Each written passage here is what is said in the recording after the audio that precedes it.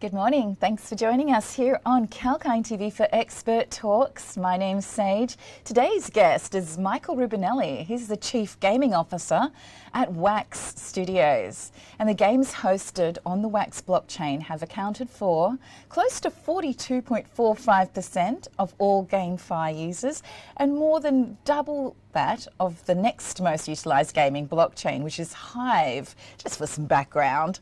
So Wax Studios has also recently received a $10 million investment led by the OKX Exchange to further develop the blockchain gaming infrastructure on their blockchain. So this already serves 12 million active users. So here to tell us more about how their ecosystem is growing is their Chief Gaming Officer, Michael Rubinelli at Wax Studios. Thanks so much for joining us, Michael. Sage, lovely to be here. Thank you for having me. Yes, we're totally honoured. Surely we're going to gain some great insights about this pulsing industry. So could we start off with maybe what the objectives of Wax Studios are? Yeah, look, I think that the thing that we always do is we try to figure out how to take Web3 technology, not necessarily cryptocurrency pricing, right, which a lot of times people get those things conflated. But in reality, the kind of the beauty and the power of Web3 as a platform, and it's open, it's permissionless, is to allow players to own their in-game assets and do with them whatever they want, right? They want to sell them, they want to trade them, they want to give them away, they want to use them, they want to let them sit on the shelf. It's completely up to them. Removing that walled garden, we think is a really, really powerful thing that every player in the world is going to demand sooner rather than later. So we are building experiences to take advantage of that and allow for that. Yeah, that's making people's dreams come true in a way. It sounds great. So play-to-earn communities are interactive hubs of connectivity. How do you see these gaming guilds influencing the liquidity of Generation X, Y, and Z, who tend to spend a lot of time on video games these days? Yeah, look, I think the thing that's really challenging for the industry is, adoption. To open a wallet is not easy. To, buy an NFT on a secondary market to put into your wallet is also not necessarily easy to do. It's not natural. And so the challenge that a lot of these groups, these thought leader groups or these tastemaker groups have to do is they have to convince people that the onboarding is not so scary. It's actually pretty frictionless. At least it is at Wax. I know not all wallets and marketplaces kind of function the way the Wax's ecosystem does, but we built a very Web 2 consumer interface, right? So it comes people who come in who are new, they're not intimidated by it, they're not put off by it. There's no friction there. It's like, oh yeah, I'm used to using my single sign-on like Facebook Connect or Twitter ID or Discord ID to auth into something. And now all of a sudden, 2 clicks, you've got a wallet. Oh, cool, I've got a wallet. Now I just bought some NFTs. Where are they? Oh, they're in my wallet. Oh, great. Oh, now I go play the game. I've got my assets. Yep, you're good to go. Like it's a couple steps and you're kind of off to the races. Now that may seem simple and straightforward, but for the existing audience that is used to downloading a free-to-play app and then just playing, like that's a lot of extra steps. And it's like, why do I have to do this? I don't understand what that is. And so, like I said, a lot of these tastemakers can, help people on board and help with this kind of mass adoption, right? Really the goal for Wax and for every kind of, whether it's a protocol or it's a content studio in Web3, is to really reach out and speak to and resonate with the 3 billion hardcore gamers in the world that we know will drive the mass adoption and embracing of this technology. Thank you so much for filling us in there. And what are the main differences between free-to-play and play-to-earn blockchain games? Is there regulation so far in regards to classifying blockchain games, M15 plus, general audience? Does that sort of thing exist in blockchain games? And you've touched on it a bit, but how do NFTs come into play here as well? Yeah, there's a lot of great questions there. I guess let me try to take them one at a time. First, the notion of opening a wallet is something that we don't want miners to do necessarily, right? And so that's the first thing we have to be clear on, is that you're opening something and it's commoditized, right? It's a security in a lot of cases. And so we try to avoid it being a security. So we don't speak about it that way. We don't position it that way. We don't ever advertise, here's how this is going to perform. We just make services available and for players to utilize. And so we're very intentional with the language we use from a regulation standpoint, because we don't think of ourselves as security, but we allow players to kind of buy and sell and drive the value of things that they are setting the price and the demand for, and not us. And so that's something we have to be really, really careful about. But the real difference between kind of free to play and Web3 gaming is, like we said before, it's ownership. So you come into a free to play game, which is kind of a misnomer. Like, yes, you can spend no money, but we know that people spend a lot of money. And the LTV for free to play games, the really, really popular ones, are in the hundreds of dollars. So it's anything but free to play. And what you have at the end of the day when you're done playing your free to play game and you want to leave is you have nothing to show for it. And you had assets that you acquired and you used, and they've just depreciated over time. And when you decide to walk away, that's it. But in Web3 gaming, right, you can use the same onboarding funnel. You can come in and you can try something for free. And if you like it, you can go ahead and you can make these in-app purchases. The difference is you own those purchases now, not the developer. And what you do with them is up to you. And that's this real powerful metaphor to think about it like this, in that literally as recently as, 5-10 years ago, if you sold assets from certain big publisher games on eBay, whether it was a Fortnite skin or it was something in a Blizzard product, if they found you out, they would ban your account. Even though you paid for it, and theoretically you think, well, I bought this, don't I own it? In reality, you don't own it. You license the right to use it from a developer. And if you try to sell those license rights, which you don't have, you're violating their terms of service, they'll ban your account forever. And they don't care how much money you spent in the game. Like, your account is now dead and you're locked out, which is really, really sad. What we're actually saying is, look, players want to trade these things. They want to have a secondary market. They want to have value that is either appreciates or depreciates. They want to be able to do with it as they see fit. And that's what Web3 really allows for. And so that's really the main difference between kind of free to play and Web3, is that interoperability, or that kind of dominion over your own assets. It's a really, really powerful thing. And we think that players are going to demand it as soon as they understand just how powerful it is. And, it's really funny in that a lot of big publishers are actually trying to obfuscate this from their audience, from their communities. They're saying, oh, NFTs are terrible, and the creation of an NFT is leading to the deforestation of the rainforest, or they're boiling the oceans, all these things. And in reality, none of that's true. But they use these fear tactics in a lot of cases, or I should say, that's maybe a little bit harsh. I will say that they don't go out of their way to educate their community on the value and the power of the NFT. Right, thank you so much for sharing your insights there. I mean, a lot of production and manufacturing causes, harm to the environment and carbon emissions as well. NFTs can hopefully, the energy intensiveness of this could hopefully be minimized with more renewable energy that's becoming more prevalent these days. So with an increase in blockchain games from week to week, there's so many more these days. What do you think are the important factors in keeping ahead of the curve for game designers? Well, let me first go back and comment on your comment about kind of the eco-friendliness or eco-sensitivity of it. Like, if you look at the Wax blockchain, we do 25 million transactions a day. And because we're delegated proof of stake, we're not based on hashing power. Like, we're a very eco-friendly blockchain. We're the first ever certified carbon neutral blockchain in the world. And you can, that's kind of no big deal. You can buy a lot of offsets and you can be declared, carbon neutral. But in reality, with those 25 million transactions a day, every single day, transactions meaning updating the ledger, minting NFTs and whatnot, like, to run the entire Wax blockchain over the course of a year, we utilize or consume the same amount of energy that 5 adults do in an American kind of household on average over the course of a year. Like, we are so carbon negative, it's not even funny. So again, there's a little bit of a false narrative around kind of, NFTs and blockchains and what have you. And maybe that's certainly true with, mining Bitcoins, and you see all these giant Bitcoin farms in kind of Eastern Europe and what have you. But that's not how delegated proof of stake works. And that's not how Wax works. And so we actually welcome people to challenge us on our eco-friendliness. And we have all these kind of third-party governmental-based certifications that back up, kind of what we do is a very, very good thing as it relates to our competition. So that's amazing. Thank you so much. Yeah, of course.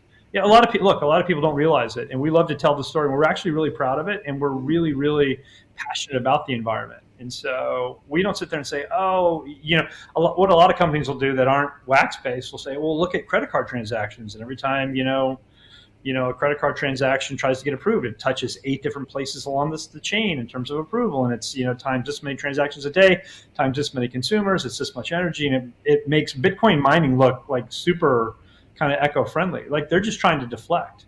we actually don't want to deflect. We actually challenge people, or we ask people to look at kind of our energy consumption, the amount of energy it is required to run our chain. But back to your question about game designers and whatnot, right? There's a real challenge in, you drive value for your NFT if you have incredible utility, right? And utility isn't just like, you go back kind of 15 months ago, 18 months ago, it was all about NFTs as collections. And the collections were cool. Look what I've collected. Okay, well, what can you do with it? Oh, I can look at it. Okay, what else? I can show it to people. Okay, what else? I can upgrade it to what? To something that's better looking. Okay, what's the value of that? Well, it's more rare. Okay, well, more rare to who? Well, to me. All right, well, just like, what do you, like, that feels like it's very aesthetic. It is very aesthetic, right? And so the thing that game designers now have been challenged with, okay, great, I've sold these NFTs. They look beautiful. There's a scarcity to them. There's a mint number. There's like this the pecking order, if you will, in terms of kind of, do you have mint number 1 or mint number 10 or the last one mint? But what do you do with it, right? The utility piece. And so the thing that we tell designers, the thing we focus on is these NFTs that we're minting and putting in our games, whether it's blockchain brawlers or any of the things that we've announced that we're doing, have real value. You use it for things that you want to use it for. And if you have a better version of something, it helps you kind of win more often, or spend less time engaging in something, because a lot of us don't want to spend 8 hours in front of a monitor grinding on something. So, NFTs with utility and value and scarcity are something that designers are challenged to utilize. And then how do you now take that construct and put it in a paradigm where there's not just this inflation of all these assets? So now there's 1 million of these things for sale on the market. Well, 1 million of them for sale, they're worth what, a penny a piece? Yeah, if that. So how do you cap those NFTs so there's great supply, and that supply just barely meets that demand? You have that equilibrium. That's amazing, because I think the media also plays a big role in the mass adoption of new advanced technologies like blockchain. And at the moment, media kind of makes it look bad, or points it out to be something dangerous that we should be suspicious of until we know more about it. And that's why we're so lucky to speak to people like you, who are so transparent and share what's going on and what your ideals are and your motivations are. So thanks for sharing your insights with us today. And I agree. I think NFTs will have so many use cases in regards to e-commerce and membership and loyalty programs. Everyone loves a good loyalty membership program. But back to gaming, how do you see the integration of machine learning and AI and augmented reality impacting blockchain gaming especially?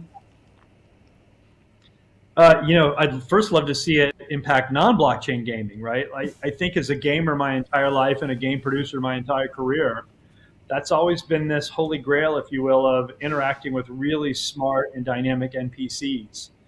And the thing that you have to keep in mind is that when you interact with an NPC or any kind of object in the world, there's a set of rules or a script that they follow. And there's not this dynamic, wide open, you could have anything you want, just program kind of a foundational set of guidelines and it'll think on its own. And at the point that starts to happen and that becomes a reality, like, all the games are going to change, because what that means is everything that you interact with will be very different from what your best friend did or your guildmate did or whatever. Like, oh, I went up and I had this conversation with them and it was totally about this. Like, wait, I didn't see that, or I didn't hear that, or I didn't experience that. I did this and they said this, or they led me here, or I got to do this, or I got to try this. I was like, whoa, how did that happen? Like, it just did, because again, they're living, breathing, thinking sort of entities, right? They're not just this, character with a pre-programmed kind of finite set of things that they can do and say. And so once you kind of open that Pandora's box and you crack the code on that, and there's AI and machine learning to behaviors, responses, and almost kind of emulating emotion, like, that changes everything. And that really starts to blur the lines between kind of, real and fantasy. So it's a super exciting place to think about kind of going to. But real games have to adopt it first, and we know that they're trying. But yeah, there's a little bit of a ways to go.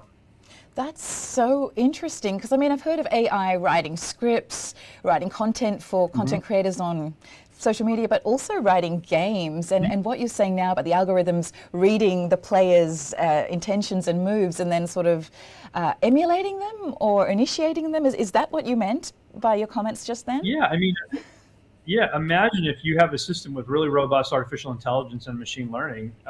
what the game can do, or like the code can do, is they can look at you as a player. You're this level, or this is what you bought, or this is what kind of monsters you've beaten, or these are the things you've acquired, and it can build a kind of a persona, like you do when you look at kind of demographics of people you try to market to, and they can say, oh, this person likes, they don't like this, they tend to do this, they don't tend to do that.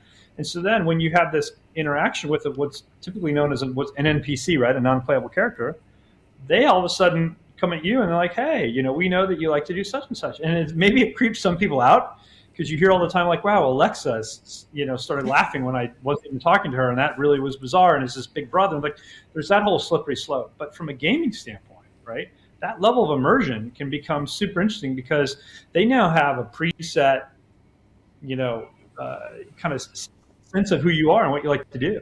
And then they can model exactly where they want to go with that conversation based on what your behaviors and your predilections are. So that all of a sudden, like I said, that opens a Pandora's box. Like, holy cow. Every time I do something, it's different. And that dynamic nature is really what people want. They want something that is open-ended and never the same thing twice. And I think that's a very real possibility sooner rather than later. Yeah, it's that whole problem-solving thing that keeps us wanting to learn more, which is great. But Watch to Earn is not the only to earn protocol in blockchain now. There's so many others. There's upload to earn, play to earn, ride to earn. There's so much going on. Do you see the development of the Metaverse a place where people may be able to even walk through various interactive game world portals in the future? We intentionally have stricken the to earn from our vocabulary. It's really dangerous, right? It's really unhealthy, and it's not sustainable. And the problem is that it's been like this really bright, shiny star that people have latched onto, like, oh, I can go make money doing this. It's like, right. But if you're making a lot of money, that means a bunch of people, not just you, but a bunch of people are losing a bunch of money. So you have to be really, really careful about the paradigm and how you position it and how you attract people to it. We think ownership and what you do with those assets is really the value, and really where we want to educate people. These things to quote unquote to earn, unless you're earning something that is a physical good, right? That I get, like loyalty and affinity, which you talked about. But come in here and play this game and make a lot of money, I mean, that's a fool's errand, because what we've seen, and it's been perfectly consistent with every single game that has come out up until this point. And I use the word game loosely. They're really not games, right? They're decentralized gamification of decentralized finance. And people talk about them as projects. It's like, what's a game? No, it's a project. Like, oh, well then right away you're losing, right? The nomenclature is, like I said, very kind of dangerous. And they're not built by game developers or game designers. They're built by opportunists that see this green wave. And so what has happened is you have the same group of people show up to perform the same actions with the same expected outcome, and getting the same results. And what that ends up doing, or what that has done across every single project, I mean, every single one in the space, is it's created this optimized race to the bottom. And people say, oh, you can continue to scale as long as you keep feeding people into the funnel. But, at some point there's going to be a moment of atonement and reconciliation where, people keep getting in and keep getting in and keep getting in. And because you have this inflationary economy, it's all going to end up cratering at some point. And we've seen it with Axie. We've seen it with every single game, because it's not sustainable, and it's a super, super dangerous thing to do. And so when people come in and say, hey, when can I get my Lambo? It's like, holy cow, that's shouldn't be your motivation. We always say that earning a passive income is a result. It's not a goal. So if you come in and play our games and hang around long enough, you'll have a lot of things in your inventory that you can do with as you see fit. If you want to sell them and get some money back or get some money out, and maybe it's at profit, great. But that's the result. That's not a goal. And so sometimes that bums people out when we say, we don't care how much money you make. We care how much fun you have, right? And we care what kind of friendships you're building within the community. Because those are things that are tangible and that last, forever. Not, gosh, I helped you quit your day job. That's not my goal. Yeah. Well, just before you go and we start winding up the discussion, are you finding there's more uptake from females in the space? Are there girls and women playing your games?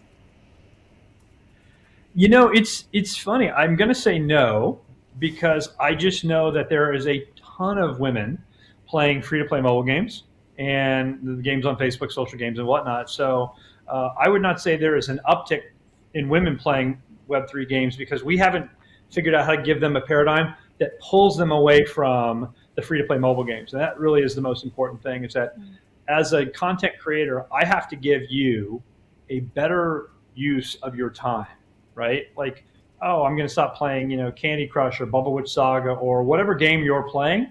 I want you to come into the blockchain world because this is a better use of your time. Like the thing that we tell our audience and game designers and game developers is that we don't want to be thought of as being relatively great. Like, oh, it's great for a blockchain game. Like that's a losing, scenario for us right there. What we want to be able to say and what we try to say and what we're building towards is, hey, that's a great game. And we never mention blockchain. That's a great game, and you'll have a ton of fun playing it. It's a really active community. It's really easy to transact. There's all kinds of cool marketplaces. Like never once did we say Web3, did we say NFT, did we say blockchain? We just said this is a great use of your time, and you get to own all your stuff. It's like, oh, this is really cool. Wait a minute, is that Web3? I thought Web3 was terrible. I thought Web3 was the devil. No, that's just what you were maybe,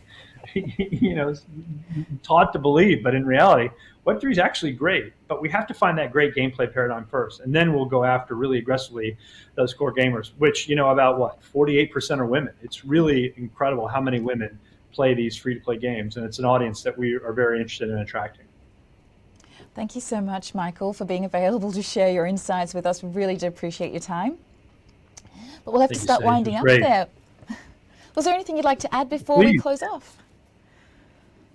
No, I appreciate your show. I've watched you now for the last few months. Once I heard I was going to be on, I really appreciate what you guys do. It's a wonderful platform. And Irvit, who you had on a few weeks ago, is a good friend of mine. I thought that was a great conversation from Polygon. He's a great guy, and so I appreciate you getting the experts on.